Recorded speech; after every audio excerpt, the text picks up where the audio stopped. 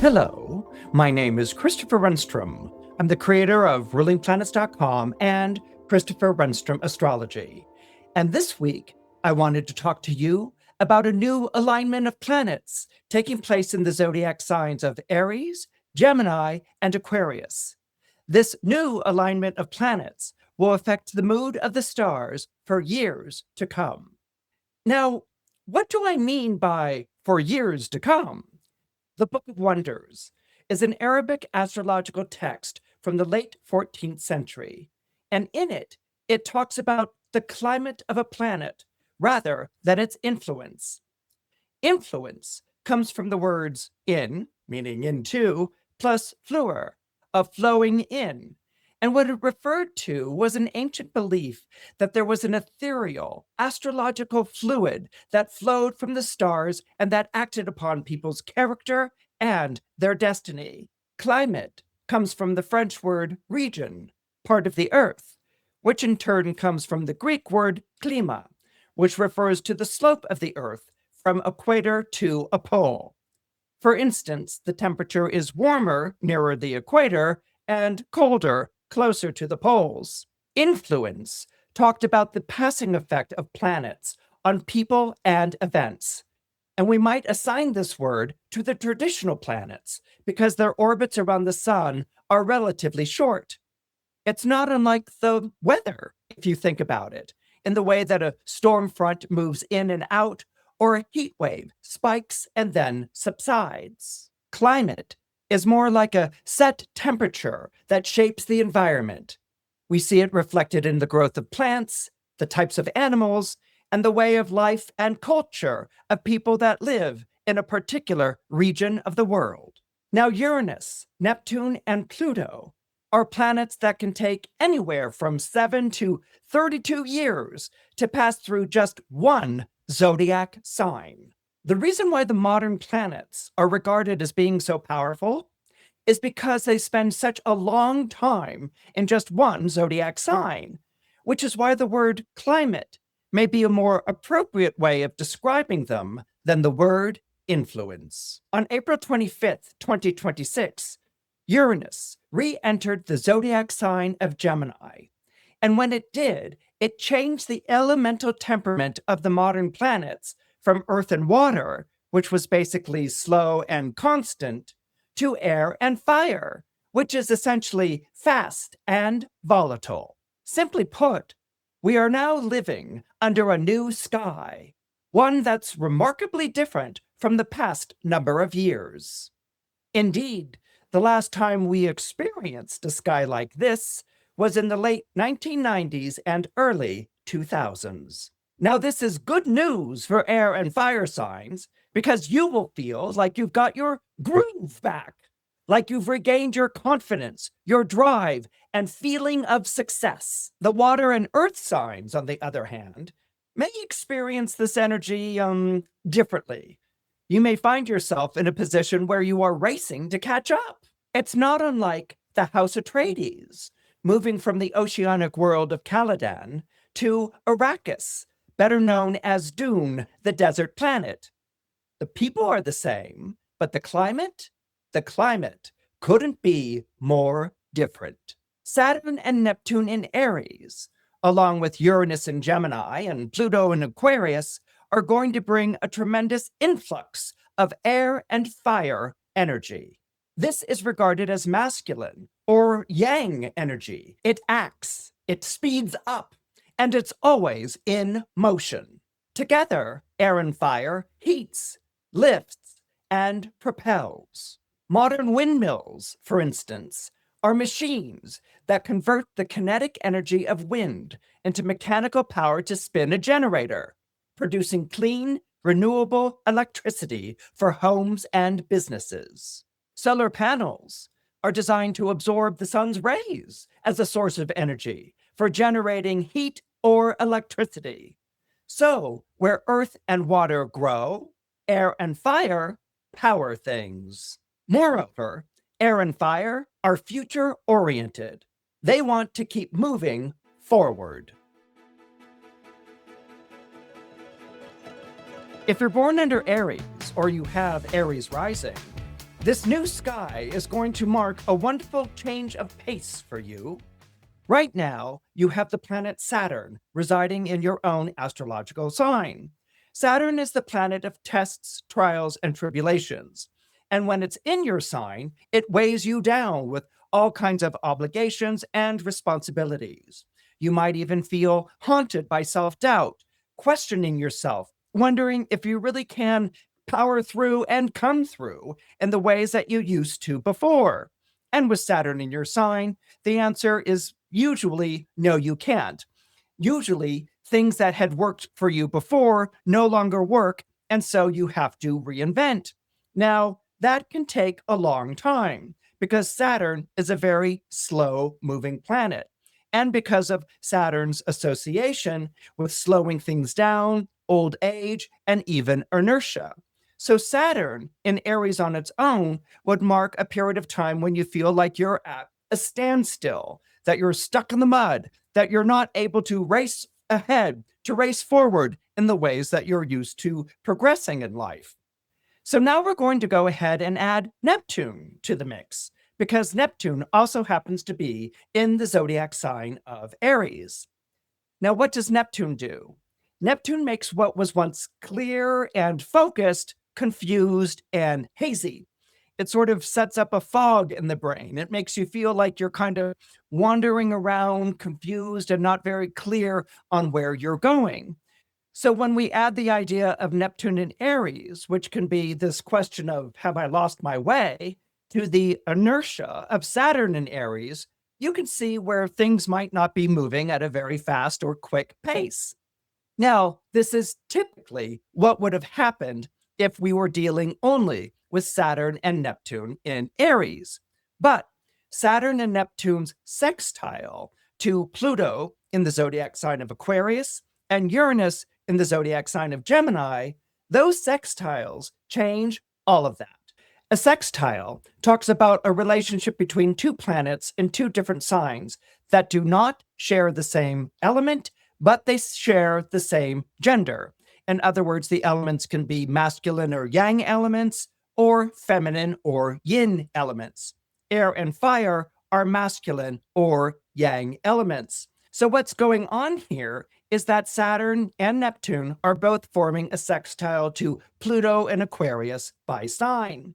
Now, Saturn in Aries happens to rule Pluto in Aquarius because Saturn is the traditional ruler of the zodiac sign of Aquarius. So, what this basically means is that Saturn in your sign is channeling the power, the energy of Pluto in Aquarius. And what it's going to do is raise you up. Now, it's going to raise you up through your interaction with other people. Aquarius is an air sign, and air signs always talk about the presence and participation of people in your own life. So, with Saturn ruling the Pluto and Aquarius, it introduces into your life people who are intent on taking you to the next level. It can be the next level of your career, the next level of your personal growth and experience, or the next level of friendship, life, and living. So, this is what Pluto in Aquarius is going to do as a result of its sextile to Saturn and being ruled by Saturn. This energy is coming directly into you, just like money being transferred to your Venmo account. Now, Uranus, on the other hand, brings a change in lifestyle. And where Uranus would typically be more revolutionary and volatile and unpredictable, Uranus is forming a sextile to Saturn in Aries. So, with the sextile to Saturn in Aries, you're going to be meeting people in your life who recognize in you a talent, a skill, or an ability. And these people want to help you make the most of it.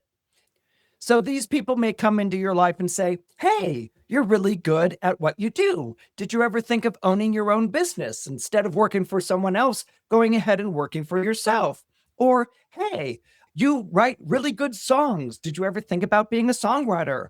I'd sure download those songs if I heard them. Why don't I introduce you to a recording studio or a record producer or something along those lines?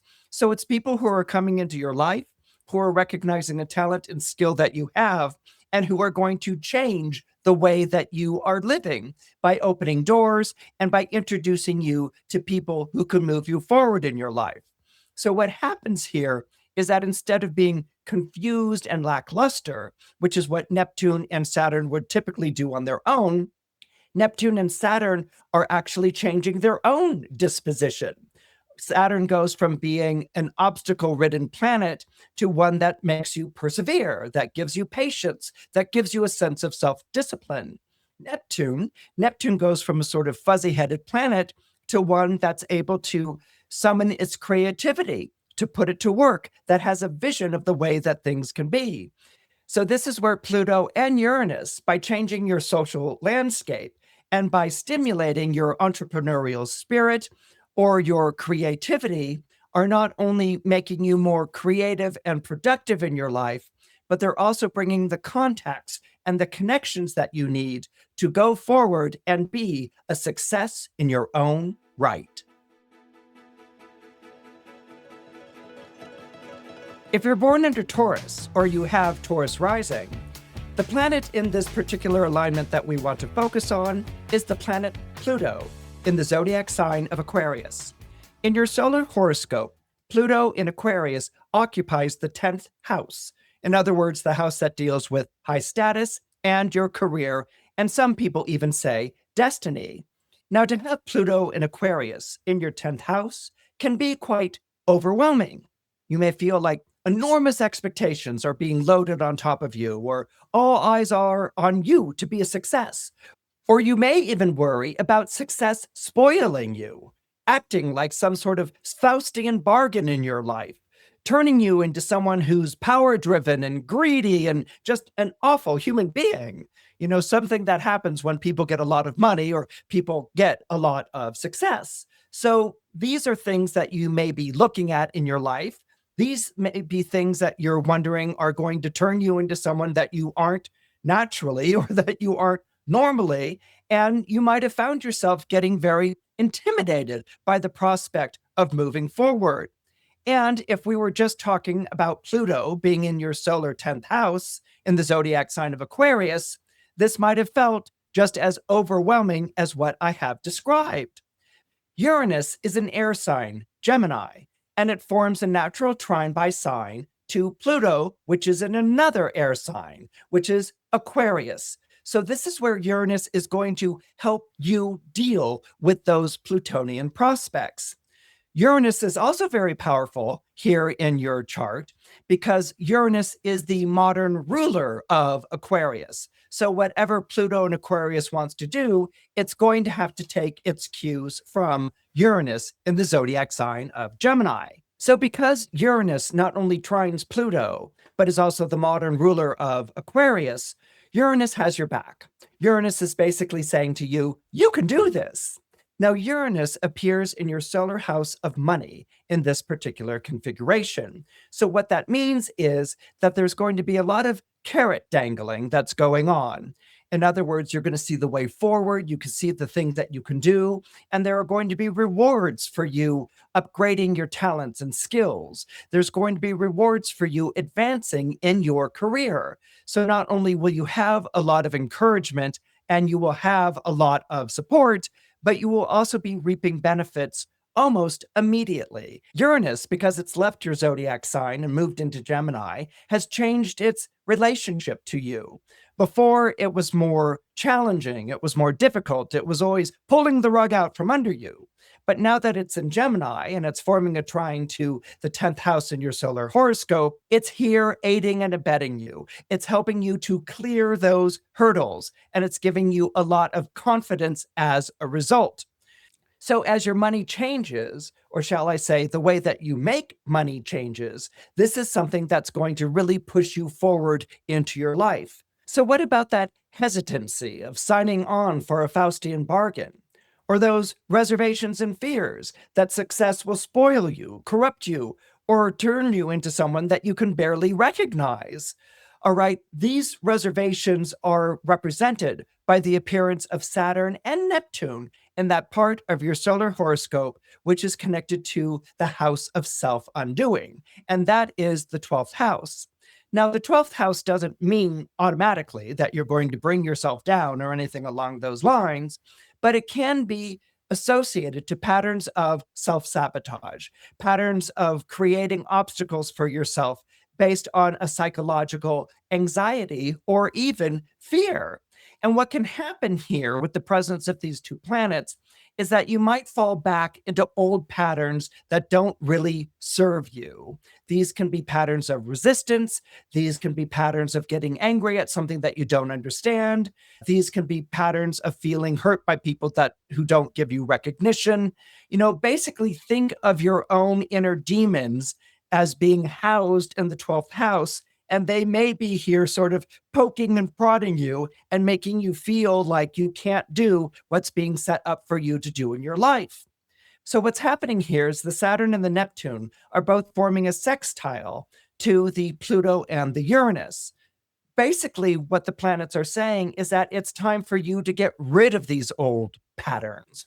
Okay. It's not the fear of what you would become that's going to make you become that, but it would be your own inner demon's relationship to success, to ambition, to drive, things that might have been more self serving and self undoing in the past. And this is the period of time for you to rid yourself of them. This is the period of time for you to recognize those patterns that can be counterproductive, to own them, and then to redirect them so that they are heading a more positive and healthy direction.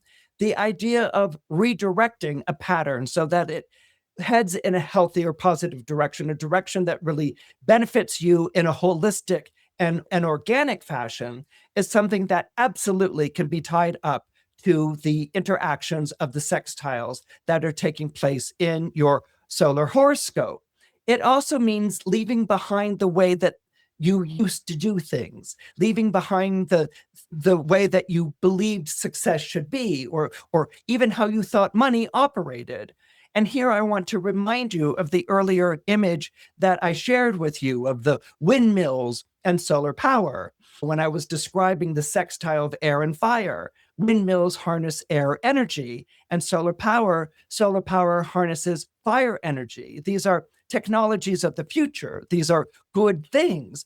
But sometimes in our resistance to the future, in our fear that we don't really understand how this works or where we're going, and our need to feel comfortable, we can sort of turn our back on something that's moving us forward. So, what Pluto and Uranus are here to tell you is that it's better for you to go forward into that future that you don't really know that clearly than it is for you to reside in the past, which you might find comfortable, but is ultimately confining.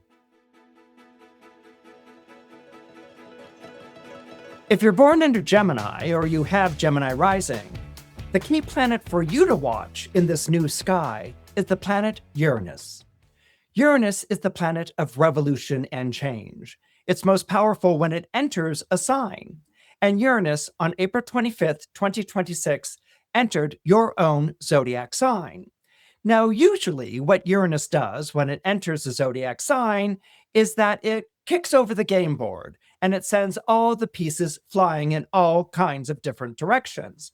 So, in other words, whatever you were focused on in your life, something that you were studying, maybe it was a life plan or a strategy, or you were working out a way to get out of debt or move forward in your life, all of a sudden, all those plans are laid askew. They're thrown to the different four corners of the world because of the cyclonic forces of Uranus, the planet of revolution and change. And typically, this is exactly what you would have experienced. You would have experienced this bolt from out of the blue, this wild curveball being thrown at you from out of left field, something that really upset all of your expectations and threatened to rob you of all the progress that you had made. Something that was going to act in a sort of unpredictable and shocking manner, which is the nature of Uranus. And that would have happened if we were only talking about Uranus entering the zodiac sign of Gemini. But no sooner does Uranus enter the zodiac sign of Gemini than it forms a trine to Pluto in the zodiac sign of Aquarius. And this is good. Why is this good, you might ask? Well, the reason why it's good is because as a Gemini, you are an air sign, and Aquarius is an air sign just like you. This creates a relationship between the planets in these two signs, which is described as being a trine. That is, planets in two different signs, but the signs share the same element. And in your case, it's the element of air. Air has a tendency to be intellectual, to be rational in the way that it works things out, and to value the most valuable resource in its life, which is human resources. In other words, the people that you know. So, with Uranus forming a trine to Pluto and Aquarius, what that means is that you have access to people who can help your dreams or your aspirations or your ambitions come true. They want to help you to be the best that you can be, to elevate your status in the world. And what Pluto and Aquarius also reveals is that there is a higher purpose to your life. All right, that you can sense that things are taking place in your life for a reason, but they're not taking place in your life just so that you can, gather all these things unto yourself and hold on to them and have more money and food and things that you know what to do with. It's not a greedy aspect. What it is that it gives you a sense of life purpose, of wanting to serve humanity, of wanting to reach out to the people around you, either the people you see every day or people that you might not see, to reach out to them through maybe social media or some sort of tech platform. And it's your way of changing the world. It's your way of changing the discourse, the conversation that's taking place in the world nowadays. Aquarius is a zodiac sign that's very much wound up in the issues of society, in the health and the welfare of society. And Aquarius believes that society is only as good as the people in it. And this is something that you want to affect on an individual basis. But Pluto is ruled by Uranus. The reason that Pluto is ruled by Uranus is because Pluto is in the zodiac sign of Aquarius, and Uranus is the modern ruler of Aquarius. So with Uranus being in your own zodiac sign, it's essentially channeling the energy of Pluto into your own horoscope. You could sort of think of it as someone adding money to your Venmo account. This is what's going on with Uranus being the ruler of Pluto and Aquarius. So, what happens here is that you may discover that you are the agent of change. So, instead of being someone who talks about the changes you want to make or the changes that need to be made to make the world a better place, so what may happen is that you may say things that resonate with people. Or maybe there's the way that you articulate an idea in which people respond to you with, like, that's exactly what I was feeling, but I just didn't have the words to say it. I mean, like, you're wonderful. You just really said out loud something that I've been feeling for a long time. So it's this electrifying, it's this illuminating presence that you're going to have in other people's lives that's going to make you such a dynamic presence. Now, the other thing that's happening here is as a result of Uranus being in your sign, forming a trine to Pluto and Aquarius, and also ruling it, is that you're going to recognize somewhere in yourself that your time has come, that your time is now. You might not be able to identify why or to explain exactly what it is, because this is more like an electrical charge that's coursing through your horoscope. You just know in a sort of bristling like way that your time has come, that there's this exhilaration, that there's this connection that you have to the events that are transpiring, and that you are here to make a difference in other people's lives, and also a difference in your own. Now, what's also going to be taking place here, that's going to be playing into this trine between Uranus and Pluto, is the sextile that Uranus and Pluto will both be making to Saturn and Neptune in the zodiac sign of Aries.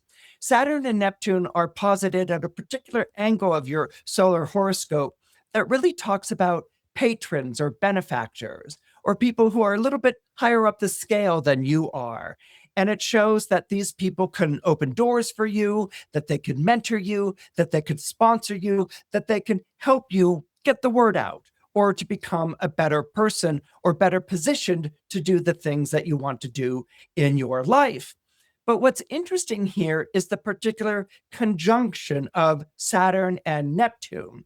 Yes, you're going to be meeting people who can sort of take you to the next level in your life, but these might be people who are both helpful and not helpful. Okay. In other words, they may talk about opening up doors for you, but they take a long time to open those doors or to make those introductions that you very much need. Or these might be people who leave you hanging, or these might be people that really want to help you get up to the level that they're functioning at in a corporation or a company or something like that.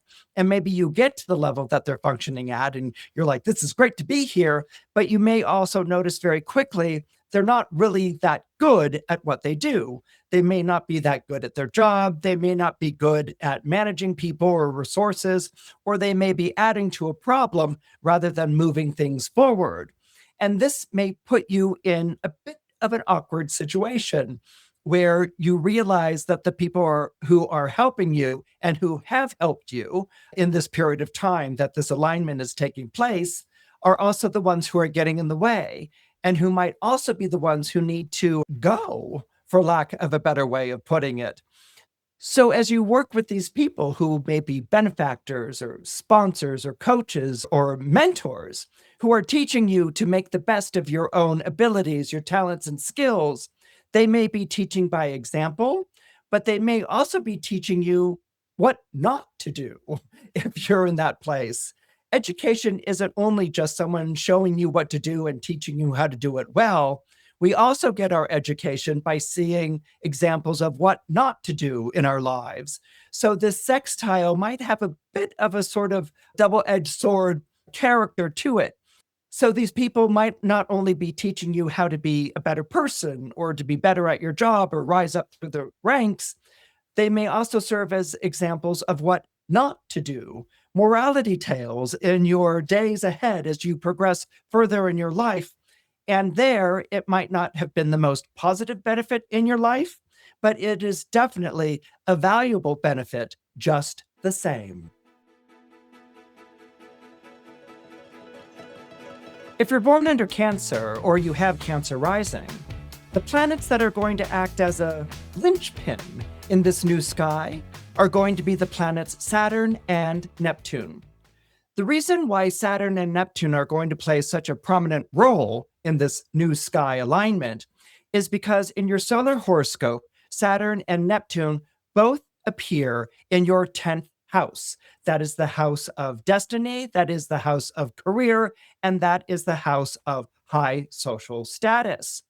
Essentially, what happens here is that Saturn at the top of your chart can be this feeling that there is this career, this destiny that you want to realize, that you want to achieve in your life, but it's taking a heavy toll on your life.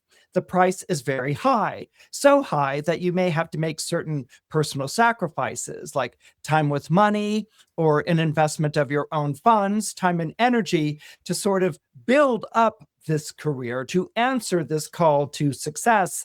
And the fear, of course, is that you may be losing yourself in the process, that you may be making choices that put career ahead of family, that put career ahead of love, and that you are working for the betterment of yourself and the people in your life.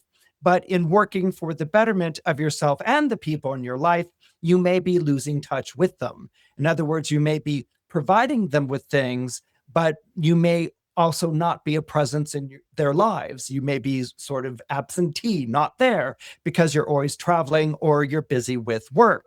So Saturn in this particular position is going to ask a lot of you. It's going to give you a very steep price to pay in order to realize those things that you think will vindicate everything you've done in the end. They may bring success, but the cost may be the things that you wanted to protect, the things that you wanted to nurture, the things that you value. When we put Neptune here next to Saturn, this can also bring a feeling of being at sea, that you're so wound up in this siren call of your career that you wouldn't know what to do without it. That the career not only makes heavy demands, but Neptune has glamorized it with promises of riches and success and international recognition, something along those lines. And you don't realize as you respond to this siren call that the ship that you're steering is starting to get dangerously close to the rocks. And this is what the sirens did in Greek mythology, is that they would sing to the sailors who were sailing past them on the rocks, this beautiful sound in which the sailors were enraptured and intoxicated, and they needed to be near the sirens, and they would steer their ships towards them, and they would smash on the rocks, and the sirens would reveal that not only were they beautiful women with a lovely song to sing, but they had the bodies and wings of birds and claws and talons. And so they would descend upon the sailors who were still in a hypnotic trance and rip them to shreds and gobble them up. Now that sounds a little bit nightmarish, but that might have been the case if you only had Saturn and Neptune conjunct your 10th house at the top of your chart. But those are not the only planets in play. There are a couple of other planets in play as well. So one of the things that is going to happen here as you are answering this call to career, and we all answer that. We want things to be better and we're willing to pay certain prices. But one of the things that's also going to be happening here is that Saturn and Neptune, their conjunction, is going to be forming sextiles to Uranus in the 12th house and Pluto in the 8th house. And this is very important, all right? The 12th and 8th houses in astrology are, in my opinion, the most complex of all the astrological houses. And they're complex because they deal with very deep psychological and soulful issues. The 12th house in astrology is what I often refer to as the house that houses the skeletons in the family closet. It's what I also will call the epigenetics house. It can refer to something that took place in the past of your family. Maybe it was the previous generation or the generation or two before that, in which something very difficult took place. Maybe there was financial disaster. Maybe there was a very powerful betrayal of some sort, or maybe there just was a crisis that really changed the lives of the people in your family at that time. And it might have shocked them. It might have traumatized them in some way.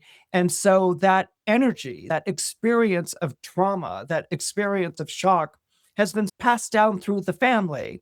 Now, it's not necessarily passed down through the family like there's a reason why your great Aunt Bess was like that because she went through this terrible childhood. It could actually be something that great Aunt Bess never talked about. She never spoke of. That the reason people, knew that or suspected something happened is they would ask, well, great Aunt Bess, why did you never marry? And she would be like silent and quiet in a sort of Miss Havisham sort of way. And maybe there's a wedding cake tucked in the back of a closet or something somewhere. But anyway, there was this shock, this betrayal, this crisis that took place. And even if it wasn't transmitted down through the generations in terms of a story or information, it was certainly transmitted down through the generations psychically and perhaps even psychologically in terms of psychological patterns. It might have been transmitted through certain beliefs or things to fear, to watch out for. Okay, so this is where the skeletons in the family closet are housed. It's in the 12th house. The 12th house can also be associated to themes of depression, of alcohol addiction or drug addiction, or even gambling addiction. Addictions and depression are things that can also be housed in the 12th house and then passed down through the generations. So this is one idea, okay, that's being triggered here with Uranus's presence in the 12th house, forming a sextile to Saturn and Neptune at the top of the chart. Another one is Pluto in your solar 8th house. And the 8th house, like I said before, is just as complex and just as mysterious as the 12th house is, but in a different way, in a different fashion. The 8th house has a lot to do with our mortality, our feeling of mortality. And if you read most astrological books, you'll see that the 8th house is associated to death, the passing on from life into the realm of death. It's our mortality. And it's also associated to something like sex. In fact, it's associated to sex and death. Now, one might think, well, what does sex have in common with death? And why would it be set up with mortality? One idea is that sex is the way that we reproduce, okay, for people who can sexually reproduce in that manner. But sex is also associated to a vitality of life. When you are sexually attracted to someone and you combine, you come together in making love, this takes on a life or death urgency. This is something that fuels your life. Sex can be there for you to make you feel alive when you're facing something that is crisis or critical or deadly. It can be your attraction to someone, your passion for someone that might make you go against the odds, to defy all the odds, to do things that you would never have done before. Sex and sexual passion can drive you to do that. It can make you ride your horse right into the gaping maw of death and to challenge it. It's that powerful a life force, eros and eroticism in our life. And the other thing that the eighth house can be connected to is other people's money. Now, that might at first be like, okay, like I got the death part with mortality and sex, like defying it, but now like other people's money? Well, money is very much connected to our lives. Money's like food.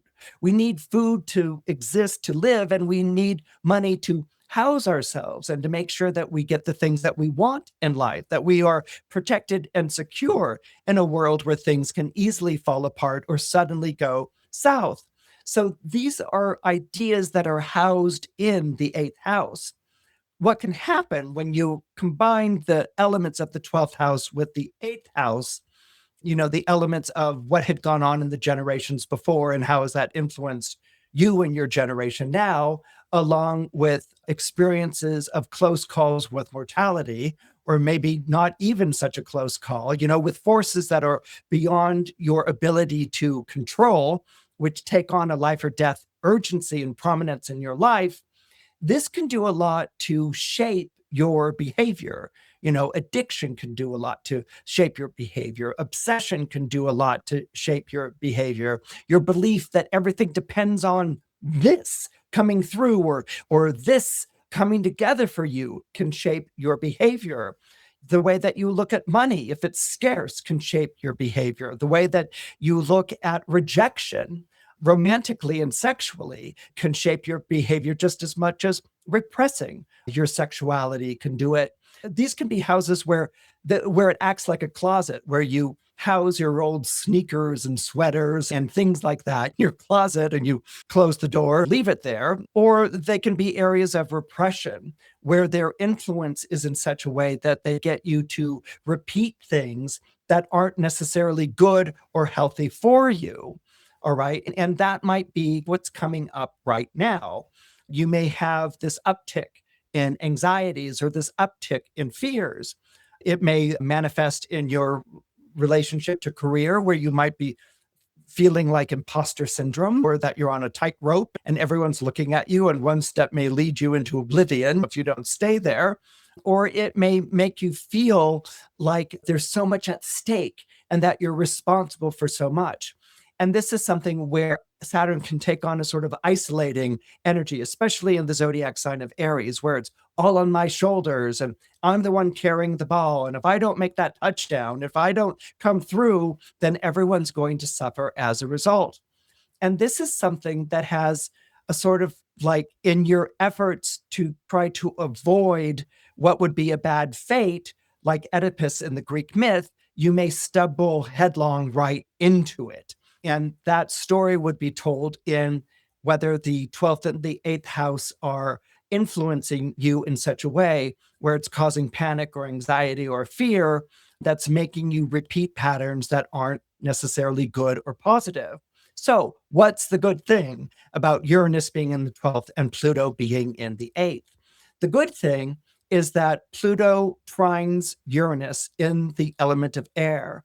And air is a very cognizant, a very conscious element. Air rules the mind. It's very much connected to mind, speech, and language, all right, and communicating along with relationships itself. But what can also happen with this air grind that's going on is that you're able to get distance on things that might have overruled decisions in your life. In other words, if there's a family history that's very difficult, and what was imbued in it was a kind of fatalism, like this will happen to you type of thing, the air signs give you a sort of objective or impartial perspective on this. It would be like, well, why would I ever believe that? And just because that's what happened to Great Aunt S doesn't mean that I'm going to have a sham in my life. That doesn't mean it's going to affect me. Or just because these people went through these things doesn't mean that I have to follow in those same footsteps. So, what happens with air introducing conscience and learning and articulating and even objectifying, sort of like seeing these things that maybe had a personal grip on you as images projected onto a movie screen. So you could observe your life from a distance and not in the thick of things or overwhelmed by fear and anxiety. What happens is that this puts you in a place where you can deconstruct these fears and anxieties, where you can examine these patterns of behavior. And by being able to examine, to question, to deconstruct, to talk about it, you can make a series of different choices. You don't have to be Hamlet, who comes home from his studies at college to find that his father has been killed, his uncle murdered him and is sleeping with his mother, and now Hamlet has to take everybody out by exercising some kind of vengeance code. That's why Hamlet has such a hard time making up his mind. I mean, it's often described as a hero who can't make up his mind. Hamlet doesn't have a problem making up his mind. He doesn't like the choice that's in front of him, which is, I have to kill my uncle and shame my mother and do vengeance for my father. Hamlet wants to be an academic. He was away at school. This is not what he wanted to come home to. And this is where tragedy overwhelms Hamlet because he feels like he has no choices. I'm not saying that you're practicing your to be or not to be soliloquy somewhere on the parapets of Elsinore somewhere. But what I am saying is that these things that you feel can be so overwhelming or paralyzing aren't. That the presence of Uranus and Pluto will ask questions. It will put you in touch with people who can be a sounding board, who can help guide you through this, who can help you find the choices in situations where you feel like you don't have them. Uranus, the planet of revolution and change, is also the planet of enlightenment and liberation when it forms a sextile or a trine. So Uranus will not only push you to break whatever is a family curse or something that's been passed down through the generations, it will show you how to do it. So it's not just sort of break out of that family curse. It's going to get you to debunk the mythology, to question it, to see yourself as an individual in a relationship to a family rather than this thing that's channeling everything that came before. Pluto, by showing you how to befriend forces that threaten to take away everything that you have, and by working with them instead, changes your perspective. Maybe you have to accept mortality in some way during this period of time, the loss of someone, and that's a part of life. And I'm not saying that's a part of life, get over it, but that's an organic part of life. That's the cost of living, is demise. All right. So you can either be fixed on that or haunted by that or dominated by that, or you turn that thanatos energy into life energy. You turn it into living your life. You accept that it's a part of life. And instead of being afraid, spooked, or paralyzed by it, that it's a part of life. It's not a great part of life, but it's a part of life. And you're no longer imprisoned by it. You're no longer mastered by it. You can live your life. That's one way of working with that energy. Another one is working with the sex energy and the sex force in your life, seeing it as life producing rather than something that's draining away your life. The same sort of debunking of mythologies that we tell ourselves. We can tell ourselves a lot of things about sex and sexuality, and that to this day triggers extraordinary hostility from people if you don't align with what their idea of that is. It can be extraordinary, the hostility that comes out of that. And the same thing can apply to money.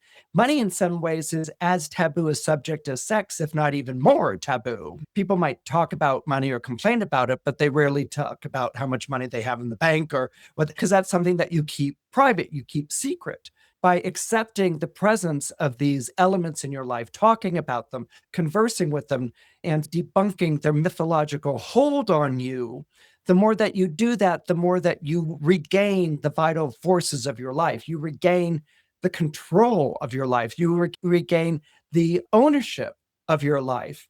And if you can do this with the Pluto in the 8th and the Uranus in the 12th, then you will transform your life for the better on a much more profound level than you could ever have imagined before.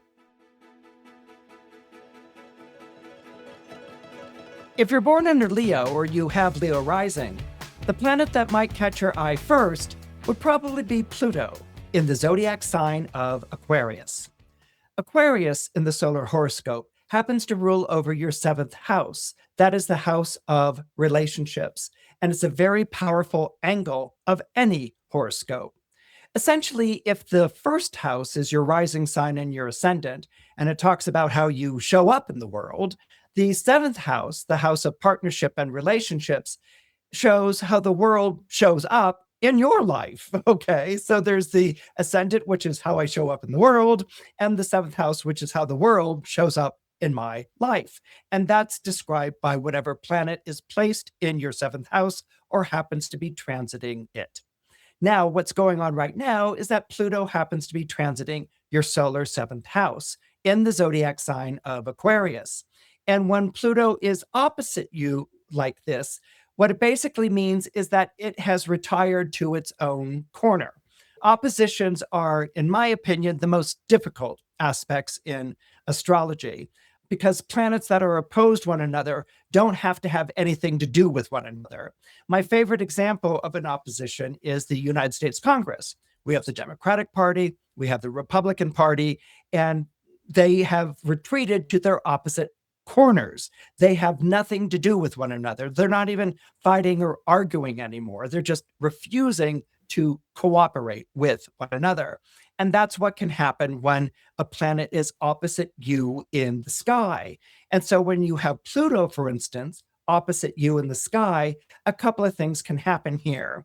One of them can be that a relationship is being kept from you, that you're having a hard time forming relationships, that you're having a hard time finding that companionship, that camaraderie, that person that you can trust in your life.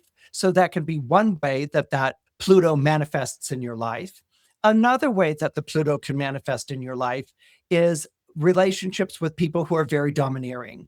Okay, you have to live according to the way that they want you to live. You have to do the things that they want you to do. They are very demanding. They can be very domineering. People can be domineering in different ways. They can be domineering because they're demanding and they tell you how to live and what to do and what they want from you and get annoyed and angry at you if you don't deliver. But they can also be domineering through their problems, through their crises. Someone can be going through a very difficult time and it's all they talk about, or the difficult time completely defines them as a person. And so you can be in a relationship with them, or you can maybe even be attracted to them or want to work with them in business or create with them collaboratively, but they're so dominated by the inner demons that they're struggling with and the crises that they face that they're not there, that they are their crises. They are their problems, and it's the problems or their crisis or the things that are going on their side of the fence that dominates your partnership, your relationship, or your professional association. Now, you might say to me, wow, Christopher, that doesn't sound very fun. What a bummer. And I would have agreed with you had Pluto been the only planet that we're talking about today. But Pluto's not. Pluto is part of the new sky that's taking place overhead. And so Pluto isn't just opposite you in this kind of singular, intimidating way. Pluto is forming trine to Uranus and Gemini and a sextile to Saturn and Neptune in the zodiac sign of Aries. So this sextile and this trine are alleviating the energy of Pluto. It's not so opposite. It's not going to talk to you. It is going to talk to you. It is trying to communicate to you. It's trying to show you a perspective that's different than your own. So where in a typical case, you would have felt confronted by something that you weren't getting or understanding, or you couldn't in all good conscience agree with, because of the trine and the sextile, you're understanding the other planet's point of view, and the other planet is understanding yours. Now, what I would like to direct your attention to is Saturn and Neptune in the zodiac sign of Aries in your solar ninth house. This is a good placement for you. The reason that it's a good placement for you is that Aries is a fire sign, just like Leo is a fire sign, which means that you trine these planets by sign. So instead of Saturn unloading onerous burdens on your shoulders and Neptune making you feel fatigued and lost at sea, the planets change their disposition towards you so that Saturn brings perseverance and discipline and focus, and Neptune brings vision. It opens your imagination to the possibility of doing things differently, of doing things in an alternative way than you've done them in the past. Now, when you bring these two planets together in the solar house of belief, what you have essentially is a disillusionment. Okay, Saturn is doubt and questioning, and Neptune is both illusion and disillusionment. So you bring them together, and it can be a disillusioning experience. But it's not going to be a disillusioning experience that leaves you sitting by the side of the road feeling abandoned and like your life was for naught, and that you were silly to have held these dreams and visions in your mind's eye. It's not going to do that because it's a trine. So a trine is meant to benefit you and not discourage you. It benefits you because what is going on here with the Saturn Neptune conjunction is a dissolving of beliefs and ideas that have perhaps been getting in the way of your progress in life. These might be old beliefs or old ideas about what you needed to do in a relationship, or what a relationship was, or the way that you are around people. These beliefs are going away. They're being shown to be outworn, to not be relevant to who you are right now. And sometimes we can outgrow those expectations. And that's what's happening here. We can have big expectations of our future, but if those expectations continue to remain beyond reach, that there's something that, are far away in distance and we never reach them, they never become a part of our life, then those expectations go from being something that's inspirational to something that's dysfunctional.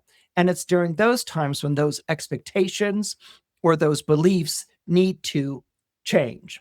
So with Pluto forming a sextile to Saturn, which is right next to Neptune here, that sets up a conversation.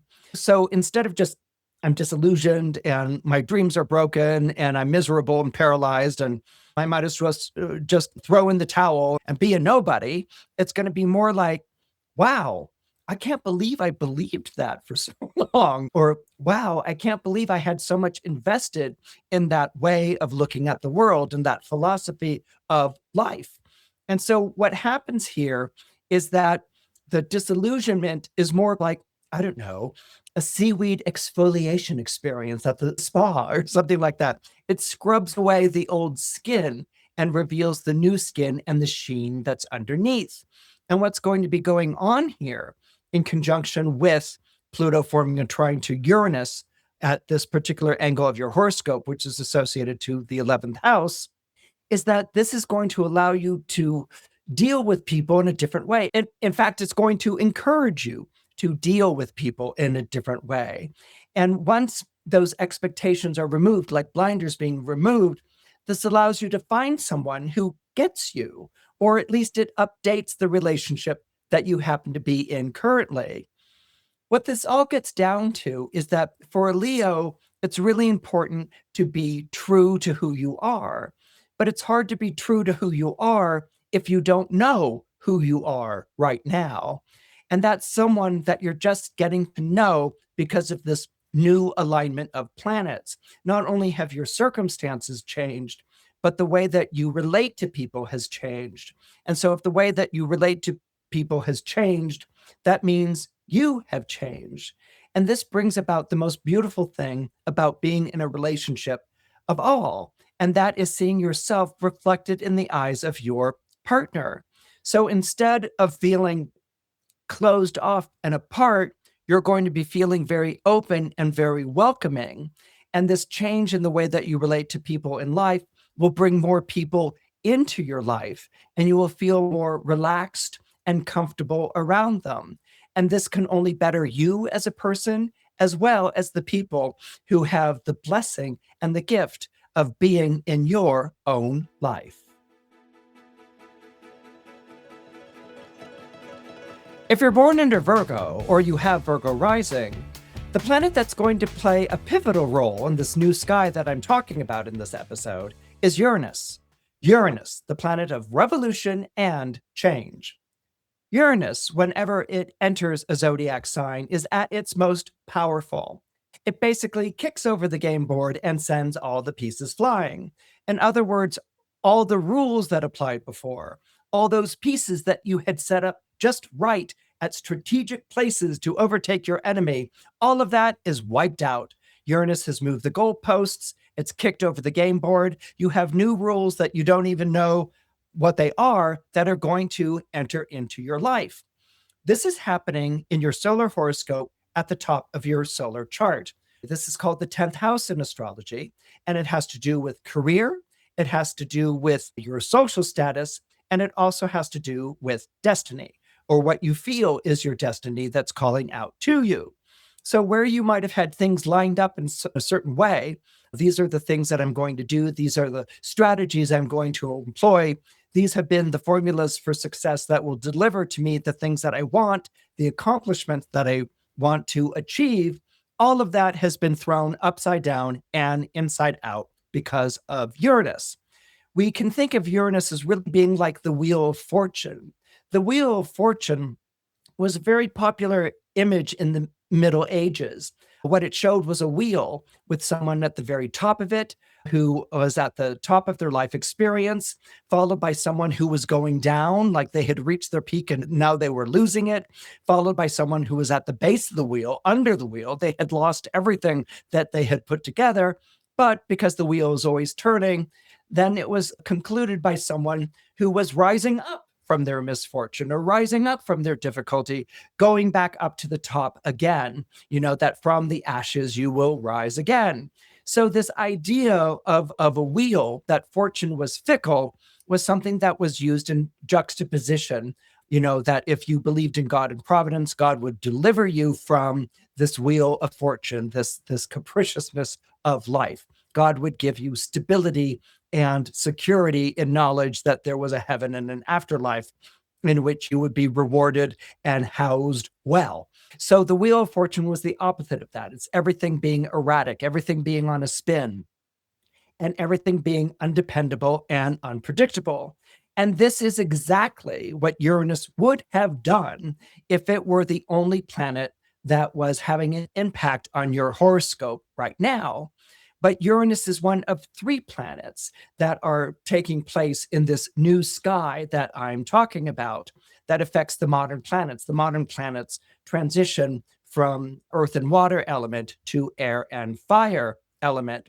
So what's going on here is that you may feel like things are volatile, that you're getting thrown a lot of curveballs in terms of your career or your career status or status in life, and that things are very unpredictable and you don't know how to handle them. It's like being visited by a poltergeist, that every time you come home from work, that all the furniture in your house has been rearranged while you were gone, okay? This is essentially what Uranus may be feeling like. But Uranus is not the only planet at play. Uranus happens to be forming a trine to Pluto in the zodiac sign of Aquarius, and a sextile to Saturn and Neptune in the zodiac sign of Aries. Now, to begin with, you were born under an earth sign, so it's not so easy for you to really understand how air and fire work. Okay. As an earth sign, you want consistency, you want constancy, and you want to be able to approach something in a methodical way so that you achieve the same results over and over and over again. This can sound a bit tedious and this can sound a bit dull, but what happens is that when you achieve results over and over again, you build something, you grow something, you make something prosperous. If you could manufacture an item, so it's not just like this one off item that you build or create, but if you can manufacture something, then you have X amount more items that you can sell, and that can bring money into your life and make you feel stable, comfortable, and secure.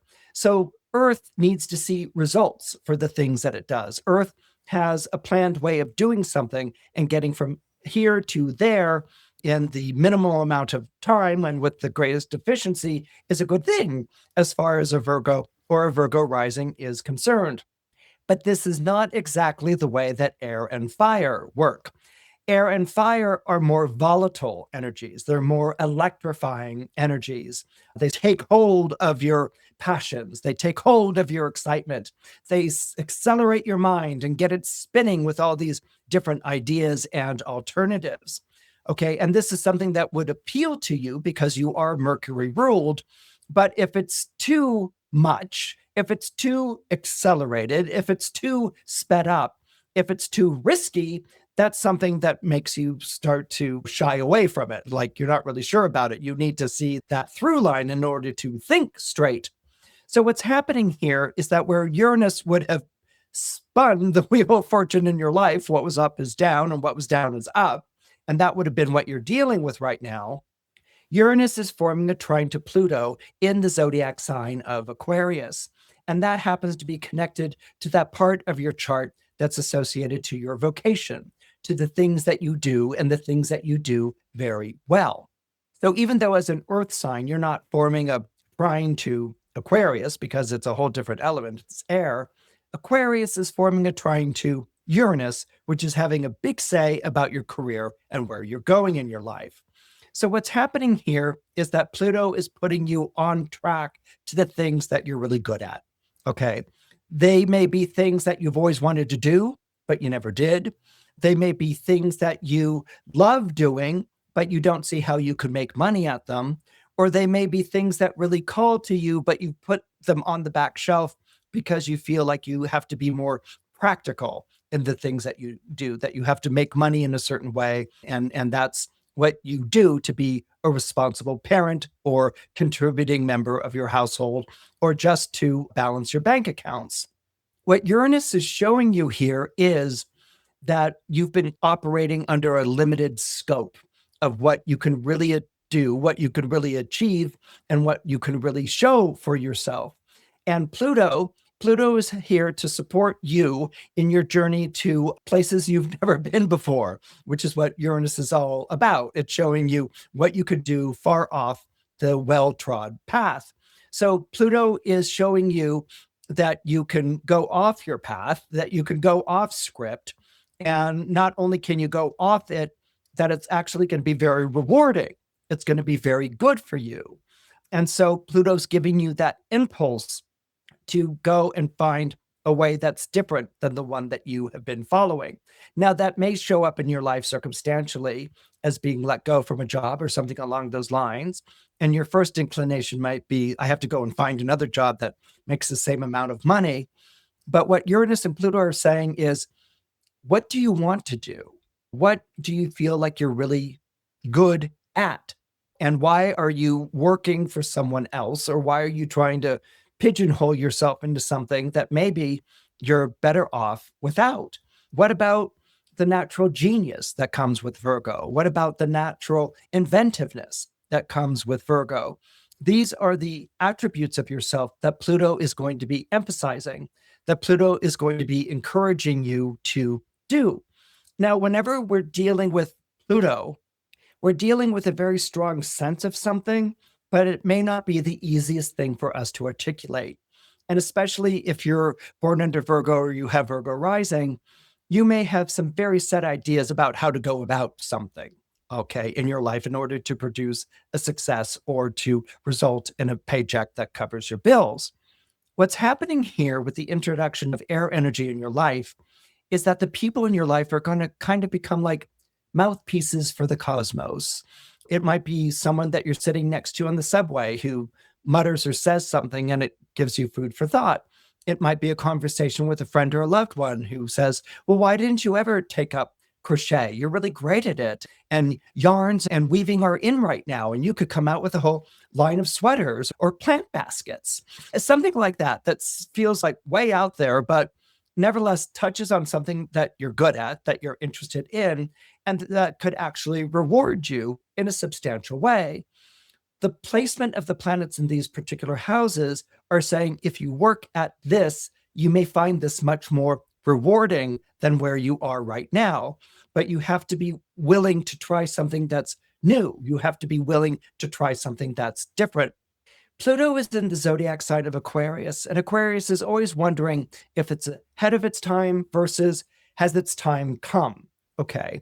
And the idea is that if you're too ahead of your time, you're too avant-garde, you're too out there, people don't really understand what you're talking about, whereas if your time has come, then people recognize what you're doing suddenly. It's like little light bulbs go off over their heads and they recognize the value of what it is that you're doing. And when they recognize that, they say something to you, and then you in turn recognize that. So in other words, your recognition of your abilities, your capabilities, things that you want to do may be coming to you through other people rather than yourself. Now, the one stumbling block here may be finances. Okay. And you might say, well, what's new type of thing. But it's not really finances that's the stumbling block. It's what you tell yourself about finances. Okay. And that's based on the placement of Saturn and Neptune in your solar horoscope.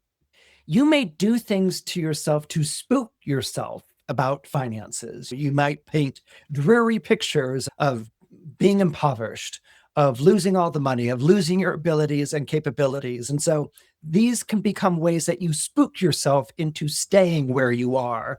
You spook yourself into staying on the straight and narrow path. But what if that straight and narrow path isn't leading to where it needs to be leading, and you're still spooking yourself to stay on it? This is where the sextile that Pluto makes to the Saturn-Neptune conjunction, along with the sextile that Uranus makes to the Saturn-Neptune conjunction, they're sextiling this because what they're trying to get you to do is to re-examine your attitudes about money. If this conjunction of Saturn and Neptune were taking place in your solar second house, then this would just be about math. It would just be about doing the sums, adding up the money and seeing if it's there or not. The second house is the house of money in our life. And money is pretty straightforward and pretty simple. But this conjunction of Saturn and Neptune is taking place in that part of your solar horoscope that deals with your emotional reactions to money, the things that you tell yourself about money, that it talks about your anxiety, it talks about your fear, and it talks about what I was saying earlier, the way that you spook yourself. What needs to happen, and what is happening, by the way, is that Neptune and Saturn together is disillusionment. Okay. It's basically the falling away of the myth. It's the falling away of the illusion. And disillusionment can typically be rather paralyzing rather than liberating. But what happens here is that the sextile to Pluto and Uranus makes this a liberating experience. Okay. It's a realization that what you've been telling yourself about money might have been based on things that you told yourself when you were 7 or 13. And maybe you haven't re-examined that since you were 7 or 13. I mean, a lot of stuff has happened since you were those ages. So what you may be discovering here is that you've outgrown a certain belief system about finances, or rather, you've outgrown a certain fear-based belief system about finances, and that it's constricting you, it's constraining you, it's corseting you, and that you need to put it to one side, that it's getting in the way of your natural progress, and it's getting in the way of your enjoyment and your sense of fulfillment in your life. So this is something that's going to be taking place during this period of time that Uranus and Pluto are sextiling Saturn and Neptune.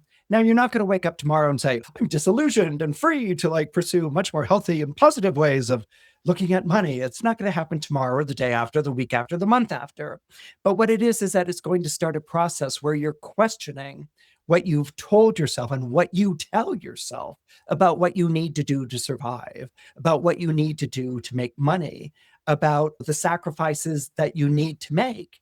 What if you don't need to make those sacrifices? What if you don't need to pay those costs? What if you don't need to stick to a script that's become outmoded? These are the things that Uranus and Pluto are offering you. These are the promises of deliverance that they're making to you, that it's time to leave behind the old ways of making money or the way that you thought about money and to embrace something new and different. And of course, that's going to take time to get used to and to grow accustomed to, but it is what's happening. And as that happens, you're going to feel this sense of freedom, liberation, and mastery in your own life. If you're born into Libra or you have Libra rising, there is no way you can ignore that Saturn and Neptune are now traveling through your opposite sign in the zodiac. Saturn opposite you in the sky, particularly in your seventh house, because it is the solar seventh house that Saturn appears here by transit, typically means no relationship. Okay, it typically means that no matter what you do to try to form a relationship with someone or to try to make a relationship work or succeed isn't going to happen. Instead of a balloon, which is rising up to the heights, you were given a lead balloon, which just sort of like rolls over in place where it is. The energy is heavy, it's leaden, and Saturn is the ruler of lead, and it's something that just isn't working. It's something that's not functioning. And of course, because we're talking about an opposition and we're dealing with the fact that Saturn is a withholding energy, there's this feeling again that no matter what you do to try to bridge that gap, it's just not happening. Oppositions are, in my opinion, the most difficult aspects in astrology because they're the most polarized. My favorite example of an opposition are the Democrats and Republicans in Congress. They are so politically divided and so retreating to their own corners that they're not even fighting with one another. They just want nothing to do with one another. And that's what a planet opposite your own sign can feel like, that you're dealing with an energy that lies beyond reach and wants nothing to do with you and doesn't feel anything motivating it to reach out to you in the first place. So it's just going to be as far away from you as it can be. And that's what an opposition is. That planet is as far away from you as it can be on a zodiacal circle. When you add Neptune to that idea, you get this idea of someone being unavailable, who's illusory. You may be drawn to someone who just is not available. They're with someone else, or they don't even know that you exist. And you may feel like you can't say anything, that you can't, kind of like Little Mermaid when she loses her voice. She can't call out to the prince anymore. Her voice has been taken. That's the price that she paid for legs instead of a fishtail so that she could go to the ball and court her prince. She loses her voice, so she can't sing and she can't explain her plight. This can happen with Neptune when it's opposite you. You feel tongue-tied, like you can't talk to this person, or the person that comes out in response when the person looks at you is giddy and silly or shy or, dies for cover or something along those lines. So Neptune opposite you can become a very paralyzing place, or Neptune, when it's opposite you, has so glamorized the person that you're drawn to that it's impossible to talk to them. This person doesn't exist. You may be drawn to different people in your lives, but you have such a glamorized ideal of what you want in someone that everyone else falls short. And hence you don't form a relationship with someone because no one is good enough or no one fulfills your expectations or your dreams of what a perfect partner may be. So that's one way of looking at this. Another way to look at it is that partnerships may be draining to you. They may be emotionally draining to you right now. If you're involved in one, you may feel emotionally drained, or you may even feel financially drained. That your partner is at sea, that they don't know how to make heads or tails of their life, that they don't know where they're going. And maybe they've taken to the couch, or they're unemployed and unmotivated, or they're just kind of like hanging around, or maybe not even coming home at night, And so this may fill you full of fear and dread and anxiety. And so it becomes a draining experience. This person is beyond your reach. This person is beyond your ability to talk to and to have a relationship with. That sounds pretty dreary. And it would have been if not for the sextile. Saturn and Neptune in Aries are forming sextiles to Pluto in Aquarius and Uranus in the zodiac sign of Gemini. What sextiles do is that they get the planet that's not talking to you, the planet that wants nothing to do with you, they get that planet to talk to them. Okay, so Uranus, because it's sextiling the Saturn and Neptune in Aries, gets Saturn and Neptune to talk to it. And Pluto, because it's sextiling Saturn and Neptune, also gets Saturn and Neptune to talk to it.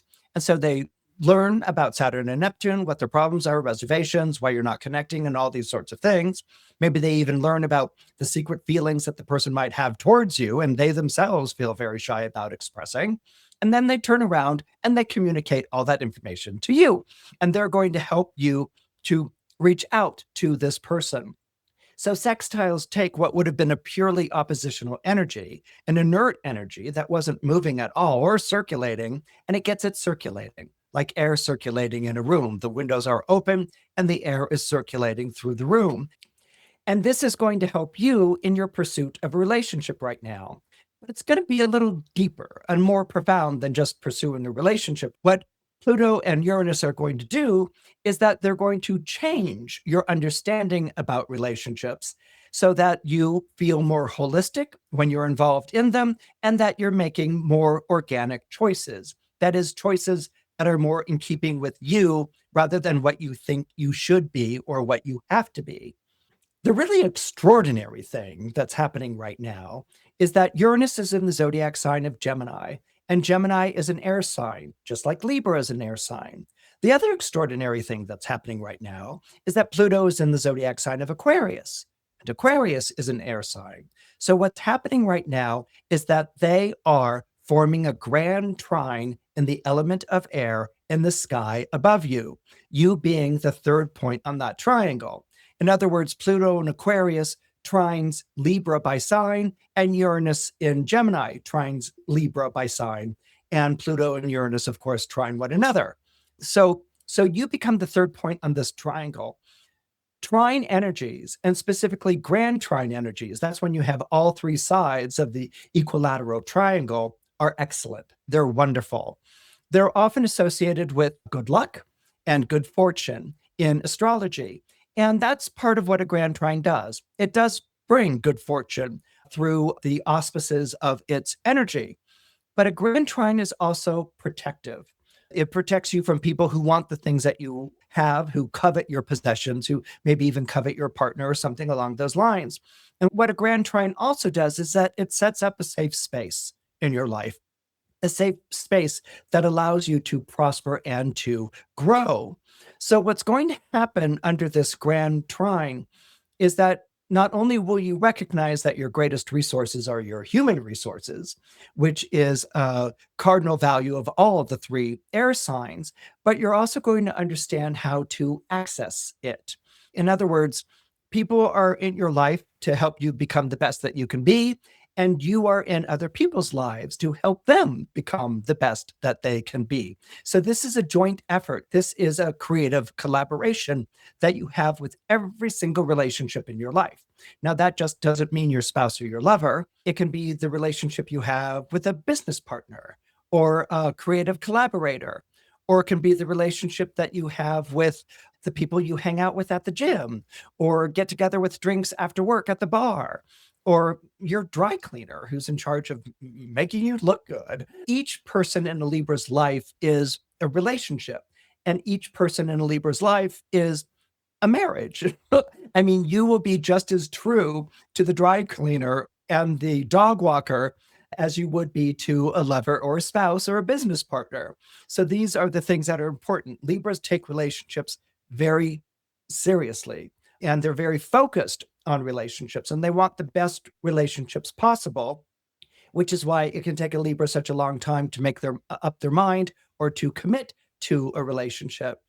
But what you've probably always wanted was a partner who was also your best friend, not someone that you had to put on airs with or pretend or rescue financially or emotionally, not someone who took from your life rather than gave. You probably have always wanted that ease, that comfort, that joy, that humor that you have with a best friend. And that's going to be the result of this transformation that's taking place as a result of this grand trine in air. You've always wanted a partner to be your best friend. And as a result of this energy coming into your life, there's a very strong possibility that they will be. If you're born into Scorpio or you have Scorpio rising, the important planet that's playing a role in this new sky for you is going to be your ruling planet, Pluto, now in the zodiac sign of Aquarius. Now, Aquarius is a very different type of sign than Scorpio is. But you do have one thing in common with Aquarians, and that is your fixity. Scorpio is a fixed sign, and Aquarius is a fixed sign, which means that it's always no before yes. But aside from that one thing that you have in common, there are things that are very, very different. Scorpio is a water sign, so it's very emotional. Now, when we think about the word emotional, we usually think of someone who's having a meltdown or is having some sort of drama or maybe even public episode that's taking place of hysteria and screaming and all kinds of things. But that's not really true of the water signs in general. Remember, the water signs are Cancer, Scorpio, and Pisces. They are emotional, which means that they are deeply feeling. In other words, it's the feelings that matter, not the expression and not the words. Indeed, water signs tend to not talk about their emotions because feelings are meant to be felt. Aquarius is an air sign. They talk about everything.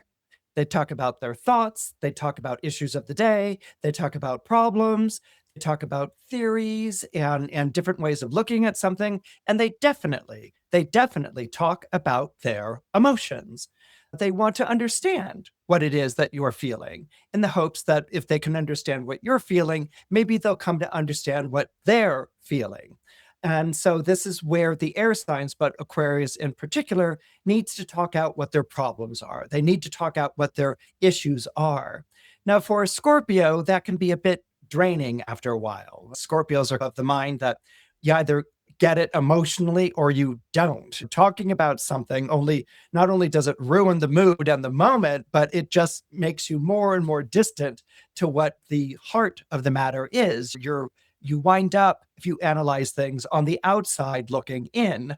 And so this is why Scorpios really clam up when they get around an air sign like an Aquarius. There's nothing theoretical in the way that Scorpio looks at life. Scorpio is not really interested in what's going on with other people. Scorpio is interested in what's going on in the lives of the people that matter most. And those are the people where Scorpio feels the most bonded and feels the most emotionally involved and invested. So what's going on here with Pluto traveling through the base of your solar horoscope is that it's having an impact on your home, family, and roots. And what it could be doing is that it could be changing the makeup of your household, maybe changing the makeup of your family.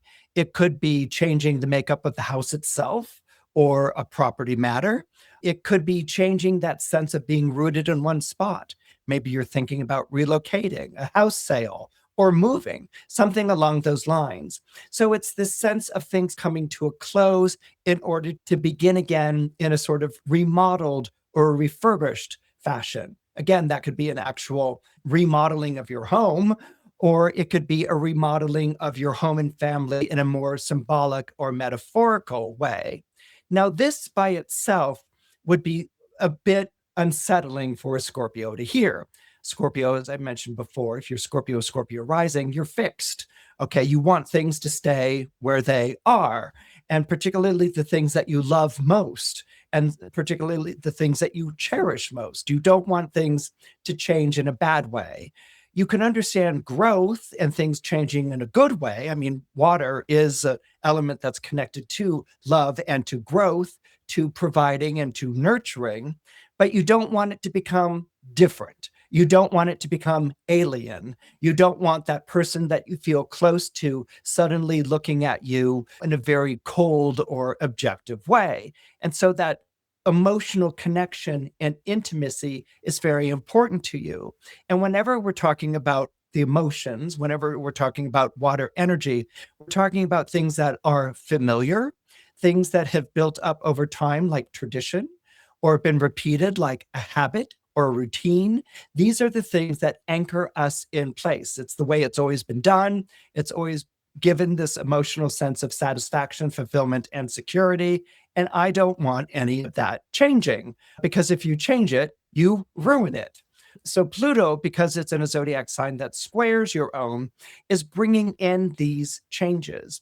And they may be changes that you resist, you don't like. Like, why do the kids have to move away from home? There's plenty of room in this house that they can stay here. Or why do you think that our relationship should change? It's fine just the way that it is. These are the things that, as a Scorpio, you may be holding on to, and you may be facing the fact that these things are undergoing changes.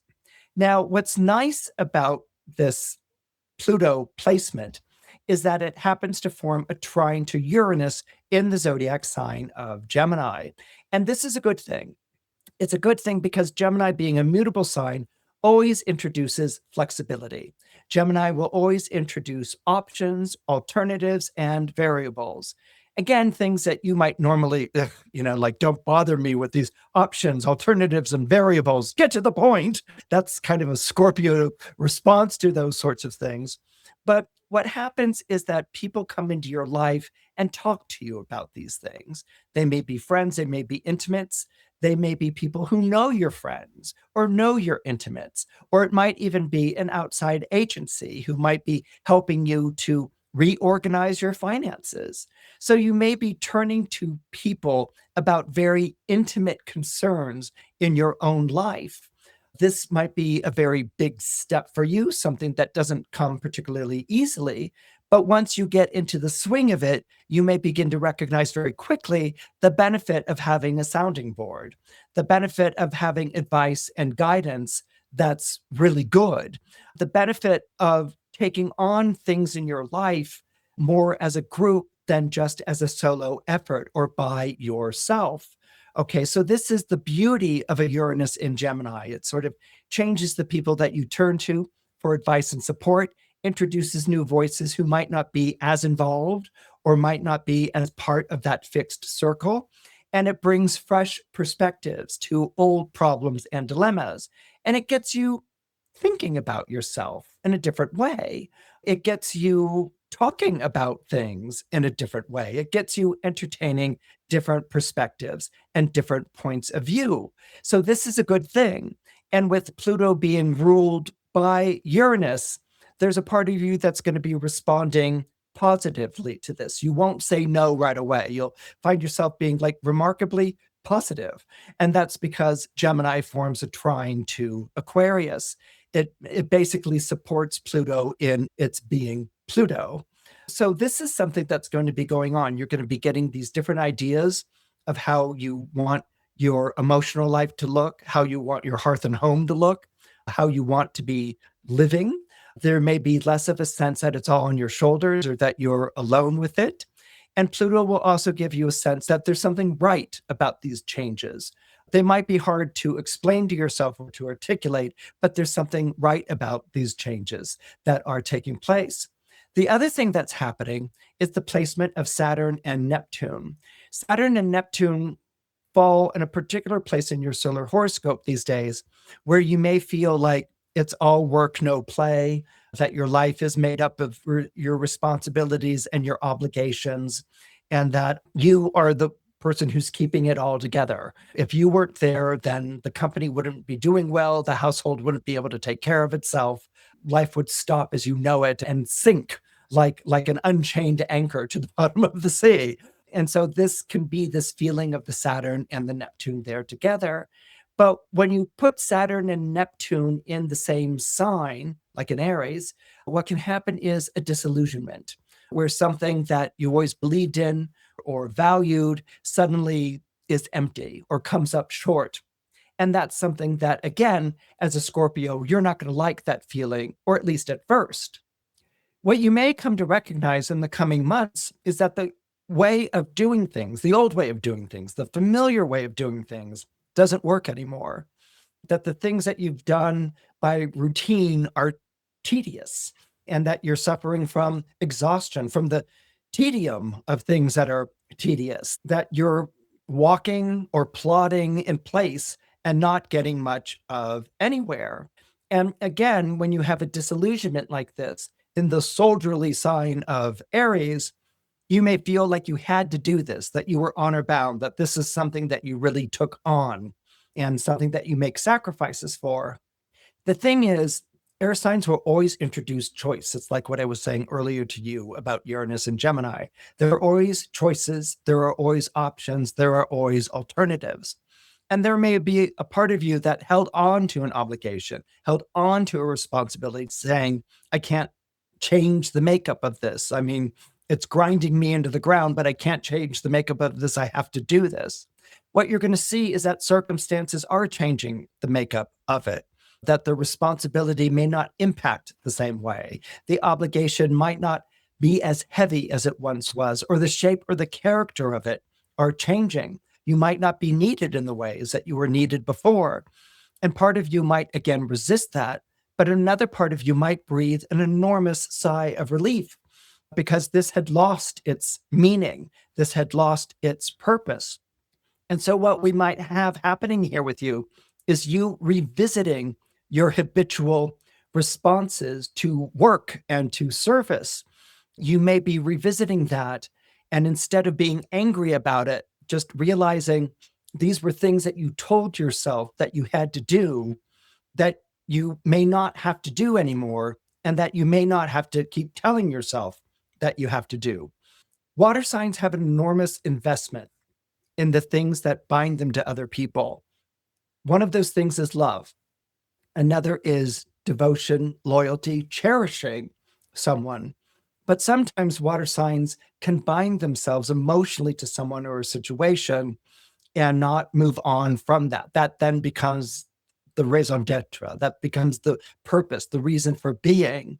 And when, the grindstone is removed from your nose and you begin to take in a bigger picture, which is essentially what Pluto and Uranus are all about in their sextile to Saturn and Neptune at this particular angle of your horoscope, you may find yourself not only relieved, but liberated, that you have more options and choices that you ever knew. And this is when you begin to feel that growth in your life again. You begin to feel like your life is moving forward. Now, you may not have the clearest idea of where you're going because we're talking about air and fire signs, and they're a different element than the earth and the water. But what I would be asking you is to trust in where these air signs are taking you. And again, air signs might be a little bit too cerebral for your taste, or academic for your taste, or literal for your taste. But your ruling planet Pluto is here in Aquarius. So you're going to have a gut feeling or gut response resonance to air energy. You may not understand it yet, but at least you're going to be willing to give it a try. And by giving it a try, by embracing that spirit of experimentation and exploration, you're going to see these options and these alternatives deliver on their promise of a new and fresh outlook on life. If you're born under Sagittarius, or you have Sagittarius rising, you can't help but notice that Uranus is now traveling through your opposite sign of Gemini. When we see this mapped out on the solar horoscope, we see that Uranus is transiting, that means passing through that part of your solar chart that deals with relationships and partnerships. Now, Uranus is the planet of revolution and change, and it's most powerful right when it enters a zodiac sign. So Uranus, being the planet of revolution and change, moves with a cyclonic force to throw over the game table and send all of the pieces flying. So all of those strategies that you had, those expectations that were lined up just so, are suddenly knocked upside down and are rendered irrelevant. The goalposts have been moved, and they will be moved again, and the rules have been changed, and everything is hurly-burly. Everything is in a whirl and a stir. So it's up to you to try to make sense of this energy that's barreling into your life and that is threatening the status quo. And where this energy is coming from is other people. In astrology, we have the ascendant and the descendant. They're opposite sides of the horizon line that goes right through the center of the chart. On the ascendant side, which is called our rising sign, this talks about the way that you show up in the world. So the descendant, which is opposite the rising sign, the descending sign, talks about the way that the world is showing up in your life. And the world is showing up as being all kinds of chaotic and hurly-burly. This generally results in more unpredictability than even you can stomach. But that would have been the case had Uranus been the only planet that we're talking about today. Uranus is one of 3 planets that make up the new sky that I've been describing in this episode so far. Uranus doesn't act independently of the other 2 modern planets. What it does is that it trines Pluto and Aquarius and forms a sextile to Saturn and Neptune in the zodiac sign of Aries. And here I want to alight for just a moment on Saturn and Neptune in the zodiac sign of Aries, because this is going to be very important to you. The reason it's going to be important to you is because Aries is a fire sign, just like Sagittarius is a fire sign. And so although Saturn and Neptune take place in a different zodiac sign than yours, there is nevertheless a very strong bond, link, and sense of familiarity because Aries, being a fire sign, forms what we call a trine to Sagittarius, which is a fire sign. You innately understand any planet that's traveling through a fire sign like yours. So that would be any planet in Aries or Leo. And these planets change their disposition when they're in zodiac signs that form a trine to yours. They might be hurly-burly or difficult or withholding or hostile or something along those lines, but they take on a kinder, gentler tone when they are forming a trine. So in this case, what we have with a Saturn-Neptune conjunction is what's pretty much understood to be a disillusionment. This is what happens when Saturn, the planet of doubt, forms a conjunction to Neptune, the planet of vision and idealism. This is Saturn basically poking holes in Neptune's dreams, and Neptune turning around to Saturn and saying, well, then I'm going to take my visions and dreams somewhere else and leave you to your cynical, sarcastic life, you grumpy old planet, you.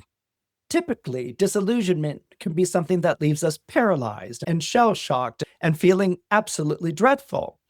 But because this disillusionment is forming a trine to Sagittarius by sign, it's the dissolving of certain expectations. It's the dissolving of certain ways that you saw things that's taking place.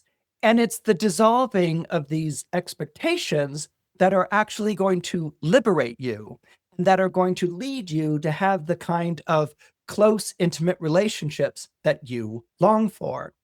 Sagittarians can have an enormous problem with commitment. Like a wild horse, whenever it feels like the pen door is being closed, it will gallop for the nearest exit and run into the wild just to be free and its own sense of self again. So this is very important to Sagittarius. Sagittarians, on one hand, can be incredibly romantic and yearning, and they love to sweep people off their feet and in turn be swept off their feet. Okay, but at the same time, there can be an almost chronic fear, shall I say, dread of commitment. And it's this fear, it's this dread that being with someone else is going to take away the excitement of life. It's going to snuff out your flame, that you're not going to be as free to do the things that you want, that you're not going to be as excited about things. You're going to be tied down maybe to a ball and chain or someone who pokes holes in all of your dreams. And rather than even face that, a Sagittarian might see someone for a while, preferably at a distance, and then move on to someone else because things didn't work out or something along those lines. And so sometimes these can become biases that we have. These can become prejudices. These can be things that we tell ourselves about love and intimacy. And maybe that held true when you were 15 or 18 or maybe even 21, but maybe it doesn't really hold true now. Maybe you're still operating from that belief system, and it's bringing you into relationships and compelling you to leave those relationships almost as quickly because you're trying to preserve something. You're trying to preserve your freedom. You're trying to preserve your sense of adventure. You're trying to preserve this pioneering spirit of life and being free to go anywhere you want to go in the world. But where does it say that partnering with someone would limit that? I mean, why couldn't you find someone who has the same fondness for other cultures or foreign lands that you do? Why couldn't you find someone who has a great love of outdoors, has an inextinguishable spirit, has a pioneering sense of life and wanting to see things that it's never seen before, who is just as experiential as you are? There can be such a thing if you stick around and give someone a chance and don't bolt at the first sign of a pen door being closed on you. So, what happens with this sextile that Saturn and Neptune make to the Pluto, and then the Pluto's trine to Uranus, is that there's going to be more of an interest in sticking around and seeing how things would play out. Uranus doesn't always have to be radical and revolutionary. Uranus can also be enlightening, especially when it's forming a trine and a sextile to other planets. This may result in a new way of thinking about commitments for you, a change in who you fraternize with, or even a change in the culture that you were raised in or participate in. What this promises, this Saturn Neptune trine to your own sign, sextiling both the Pluto and the Uranus, what this promises to deliver is much more fulfilling relationships and associations, and more importantly, a much more fulfilling love life. If you're born under Capricorn or you have Capricorn rising, the planets that you would naturally focus on would be Saturn, which is your ruling planet, which appears at the bottom of your solar horoscope, right next to the planet Neptune. Now, Saturn is your ruling planet, and a ruling planet is basically your patron saint, your corporate sponsor, your den mother, and your life coach, all wrapped up into one. So for you, you're used to Saturn, the planet of tests, trials, and tribulations, giving you all kinds of tests, trials, and tribulations in your life. The result is knowing that you're always going to take the long way from point A to point B, and that it's going to be full of all sorts of obstacles, delays, and detours. When you have Saturn at the bottom of your chart like it is right now, this is going to bring stresses about security. Chances are you already know where those stresses are coming from. You've known about them for a while. And so this feeling that you're faced with some sort of change in the status of your security and that it's going to be stressful is something that you might find both familiar and troubling. You're a Capricorn. You've been here before. In addition to all of this will be Neptune's influence on the Saturn because they're conjunct.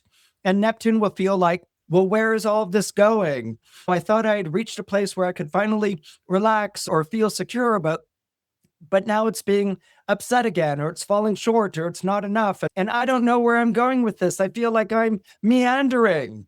Okay. And so this may be what's welling up inside of you, which is like you're facing certain changes in your life, certain foundational changes in your life. You're stressing about them. You don't have any clear answers as to where they're going. You can't believe that you're going through this again. You will go through this again, but you're no great friend of stress, okay? And you're no great friend of anxiety. They may be familiar traveling companions, but that hasn't made them any more desirable when it comes to spending time with them or having a nice time in their company. Now, what would have been overwhelming, the sense of like stress and anxiety about upcoming changes in your foundational sense of security, what would have been overwhelming on its own isn't going to quite be taking place like that. And that's because of this new sky that I'm talking about. more particularly the sextiles that Saturn will be making to Pluto and Uranus. Indeed, it's these sextiles that change all of that. Now, it's true that one chapter in your life is coming to a close and another one is beginning. But Saturn rules Pluto in Aquarius, which means that Pluto is at Saturn's disposal. Pluto right now happens to be in your solar house of finances. So you are going through a transformation in the way that you make money. Okay, now Pluto is technically the planet of ordeals and the transformations that arise from them. And being a Capricorn or a Capricorn rising, you might take a more pessimistic view of that statement, like focusing more on the ordeals part than the transformation. But years of living with Saturn as your ruling planet have really equipped you to take on these things. You're stronger than you think, you're more resilient than you think, and you're more resourceful than you think. But what can happen when you go through these 12 labors of Hercules that just got multiplied by 12 in your life, okay, when your whole life has been nothing but one labor after another, is that you can get into that kind of mode of just the tedium of the next obstacle. And you don't really look past the next Hydra or lion or three-headed dog Cerberus that's lying in wait for you around the next bend. So what happens here with the repetition of the tedium of test trials and tribulations is that your vision of the world can narrow. You know what to do to get through it, but instead of feeling open in the life, you feel more closed, more bracing for the worst, and then that puts you into like survival mode. Now, the thing is, with Pluto being in Aquarius, forming a trine to Uranus, and also being ruled by the Saturn in Aries, which sextiles it, it basically means, as I said before, Pluto is at your disposal. So there will be finances there for you. And in fact, it's your finances that may be undergoing a significant transformation. But Pluto, being Pluto, i.e., named after the Roman god of the underworld, you can't really see it. Pluto nowadays is in Aquarius and not your own zodiac sign. When it was in your own zodiac sign, you had more of a sense and understanding of Pluto. But now that it's moved on to Aquarius, which is an air sign, you don't get Pluto in the way that you did before. And that's actually a good thing. Pluto in Aquarius is ruled by Uranus in Gemini, which is changing the working pattern of your life. And the big change that it's making in the working pattern of your life is that Uranus in Gemini is introducing different voices, other people, people you're not used to working with or being associated with. They may be people who have different points of view. They may be people who are here to introduce options or alternatives, a different way of approaching things that you might understand intellectually you should do, but physically and psychologically, you may bristle at the thought of even trying something so new, fangled, and untested. Okay, but what you need to do here is trust that you're heading in a better direction than the one where you've been. Uranus, as I said, is bringing changes in the working pattern of your life. And Uranus also brings in this idea, particularly because it rules Pluto and Aquarius, of whether you're ahead of your time or whether your time has come. And this is the particular dilemma of Aquarius that's going to be accentuated by Pluto being here. When you're ahead of your time, you sound too far out there. You're too avant-garde for people. They can't see where your new and exciting ideas are going. It just doesn't translate to life as they see it. So it doesn't make any sense. Ahead of your time is not necessarily a good thing because it comes across as being incoherent or people don't really follow what you're saying. But when your time has come, that's when people suddenly understand, oh, that's a great idea. Or, oh, I never thought of that before. All the light bulbs go off over their heads and they suddenly get what you're about. That's what's going on right now with Pluto forming a trine to Uranus in Gemini. What's going on is that people are getting what you're about and they want to support it. They want to be there for you. They want to pay for it, all these sorts of things. But you have to show up. You have to be here to move in this forward direction. So after years of feeling like you weren't really understood or appreciated, This trine between Pluto and Uranus is going to make you feel that finally, your time has come, as long as you're thinking more experimentally and more avant-garde than the way that you accustomed to have been thinking before. If you're born under Aquarius or you have Aquarius rising, the planet you want to focus on in this new sky that I've been talking about is Pluto. Pluto in the zodiac sign of Aquarius. Now, Pluto, as you may already know, is the planet of ordeals and the transformations that arise from them. And typically, this would have been very hard. When you have Pluto moving through your own zodiac sign, your life is an ordeal and it is triggering transformations, but the transformations that it's triggering aren't always recognizable and they're not always pleasant. And this indeed would have been the case had we just been talking about Pluto in the zodiac sign of Aquarius by itself. But Pluto isn't alone in this new sky. Pluto is also accompanied by Uranus and Saturn. Now, what makes this different and beneficial for you is that Pluto is in Aquarius, so it forms a trine to Uranus in Gemini. Aquarius is an air sign. Gemini is an air sign. Pluto's in a different sign, but it's linked to Uranus because Uranus is in Gemini, which is an air sign just like you. And that's called a trine in astrology. And trines are famously unconditional in their love, support, and encouragement.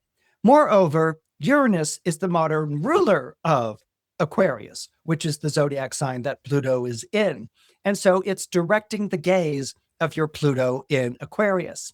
What's also happening here is that the Pluto in Aquarius is forming a sextile to Saturn, which is in Aries.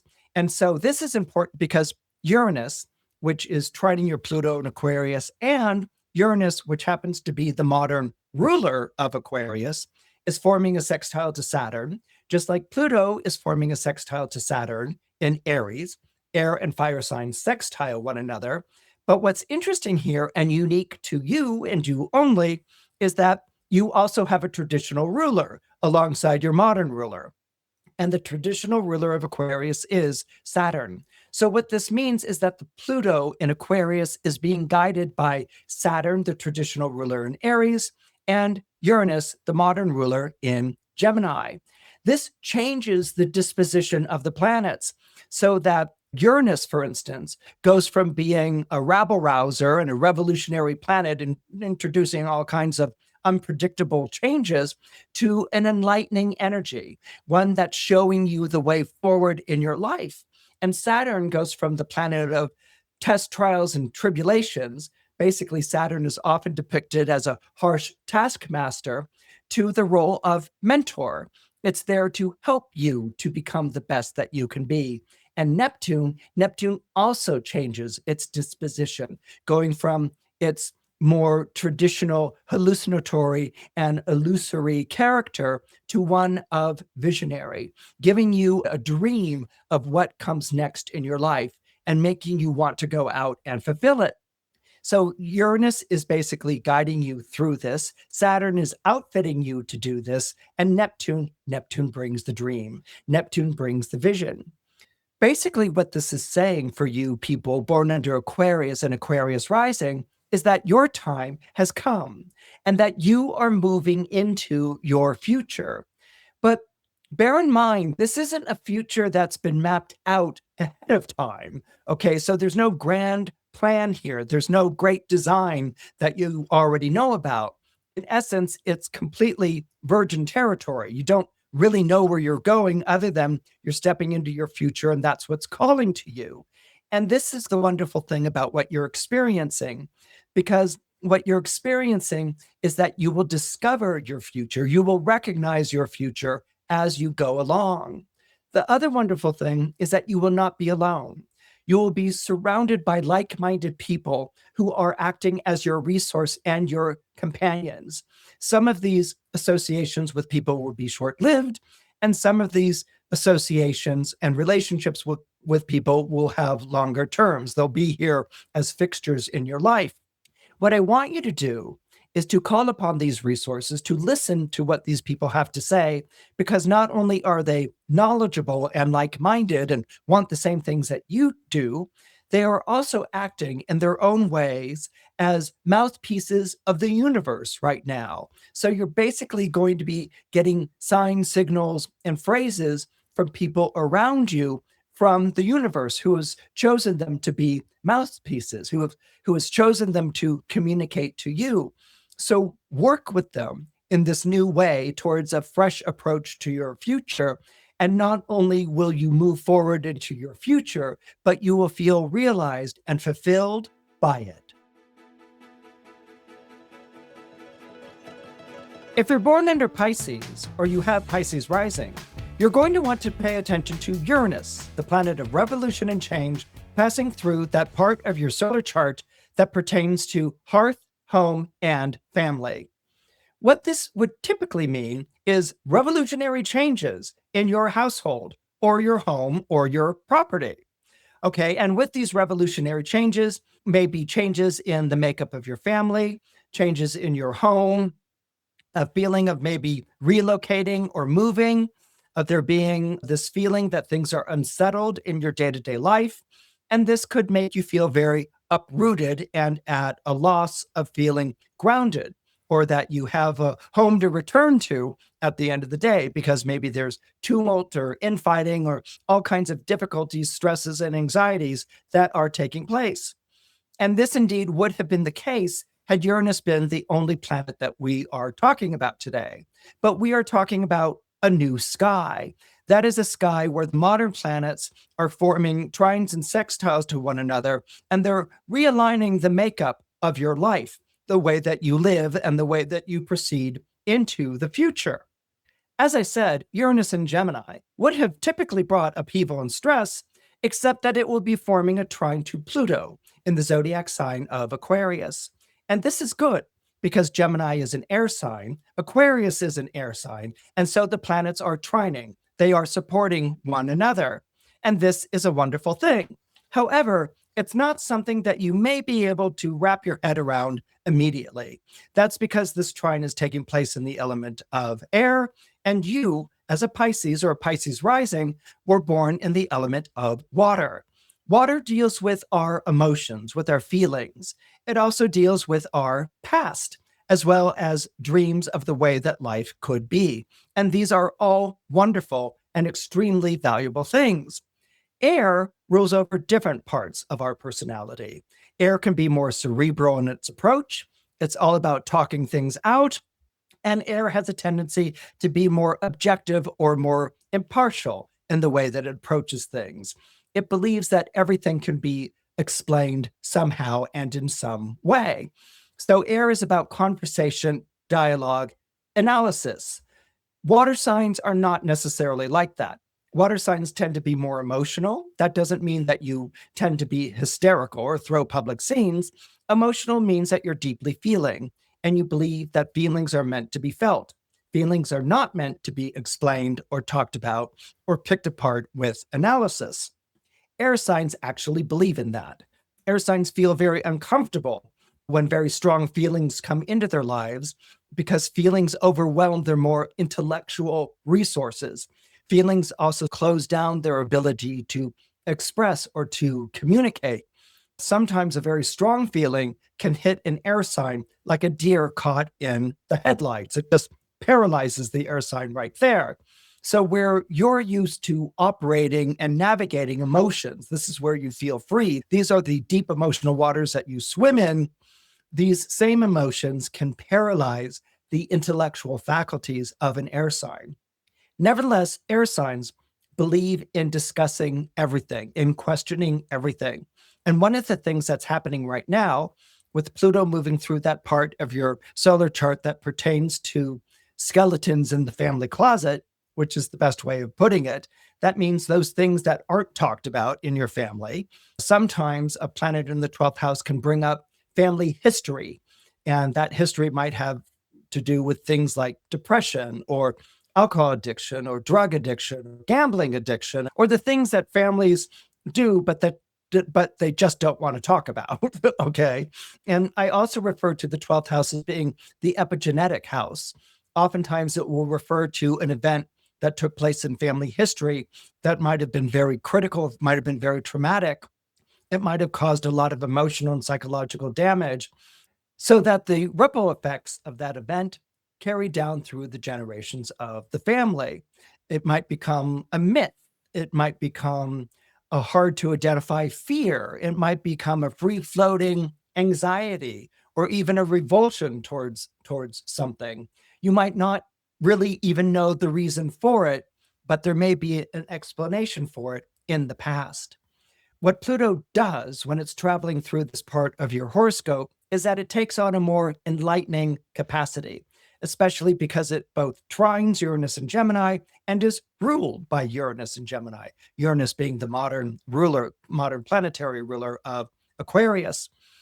So what Pluto is going to want to do is to take those skeletons out of the closet and put them under the microscope and take a very close and good look, particularly in the way that they shaped your feelings regarding home and money.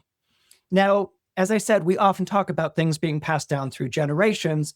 That might not be the best way of looking at the world. It may be based on a traumatic experience or a bias or something just really bad that had taken place. Now, one of the things that might be coming up is a history of financial stress that might have taken place in a previous generation that has colored your views of money. And this is where we bring in your modern ruler, Neptune, which is in the zodiac sign of Aries. Neptune is the modern ruler of Pisces. Pisces is actually ruled by two planets, Neptune and Jupiter. And Neptune has a lot to do with your vision of things, your imagination, the way that you visualize something in your life. Now, sometimes Neptune can be very illusory in the way that it behaves and acts. And sometimes Neptune can be very inspirational. It can be the thing that makes us keep going because we're serving this vision of the future of something being better than the way that life is right now.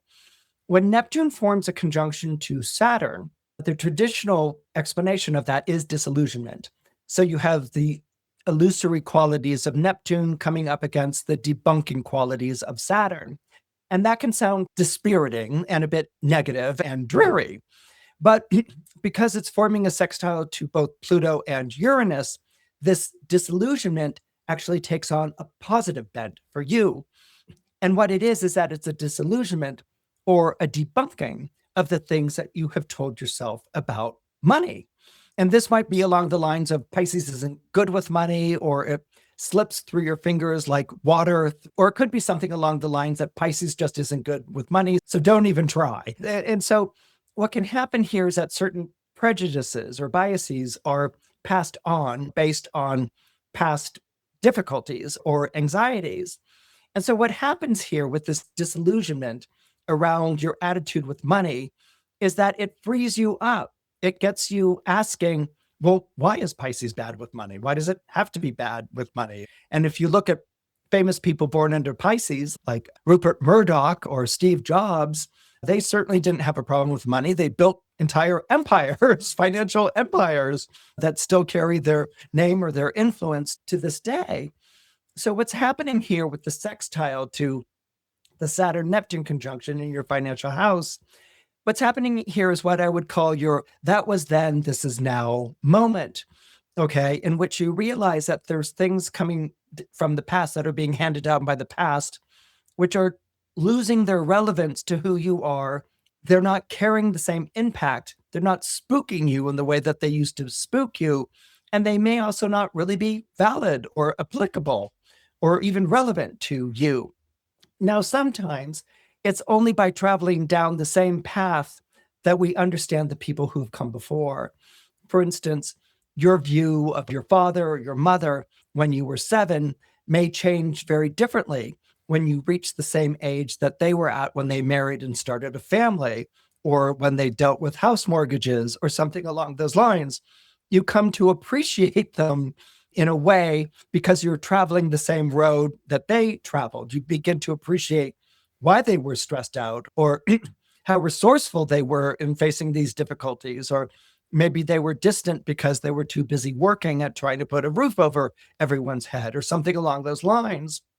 So when we travel down a path that maybe our parents or ancestors have traveled before, and we see it through the eyes of where we are right now, we see that we are free to make different choices, or that we understand it in a context that's different from the one that they did.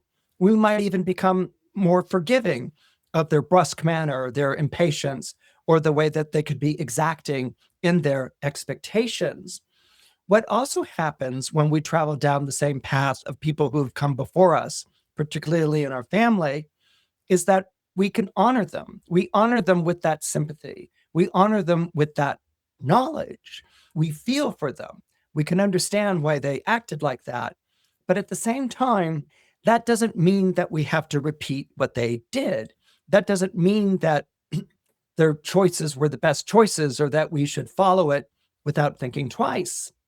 So, what this Saturn Neptune conjunction is going to ask you to do is to debunk the myth, but keep the honor and the respect, to see yourself as being more capable than maybe you were led to believe by the history of your family, certainly more intuitive and more insightful, and just claim ownership of things that in a way that you can work with them, that you can master them, that you can become empowered by them instead of being dominated by them or plagued by them. Once you get into this mindset, particularly when it comes to home, family, and money, you will find yourself being a lot better at these things than you ever thought that you could be, and actually charting a whole new course for yourself moving forward.